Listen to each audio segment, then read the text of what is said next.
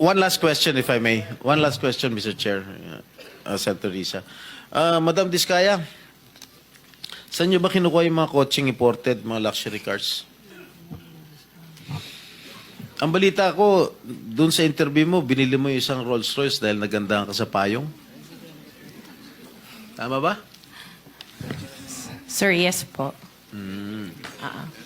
Samantalang, ilan yung luxury cars mo? Nasa 28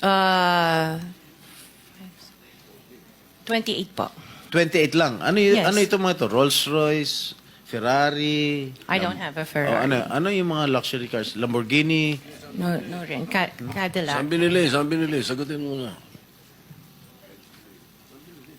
Saan mo binili? Sa dealer po. Sino dealer?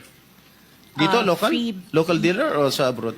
Freebell Enterprises tsaka yung isa Auto Art. Dito, sa Pilipinas? Yes po. Hindi ka nag-import? No po. Dito, may dealer ng mga Yes po. Rolls Royce. May dealer ng Rolls Royce meron dito. po. Ano pa yung mga ibang luxury cars mo? Yung anong tawag dito, yung Cadillac and the GMC. Cadillac Escalade, ganon? Yes po. Oh. The GMC. Yun lang. Sinong dealer?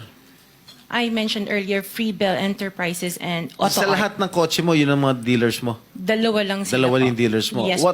What other luxury cars do you own? Yung iba dito na, the Maybach. Dito ko Maybach, na binili. Mercedes. Yes po. And then, yung iba, dito na rin yung Range Rover. Bentley. The Bentley dito na rin O, po. paano kayo nagka-interest sa kotse? Saan nyo gagamitin yung 28 kotse na luxury cars? Araw-araw gusto mo Collection. palit ng kotse? No, I have 4 kids that use it all the time for them to Oh, be 4 taken to kids school. lang. O, bigyan mo tig-isa, pero 20, ilan yun? 20 ka mo? 28? 28. Opo. My God. And you bought that from the taxpayers' money? No po.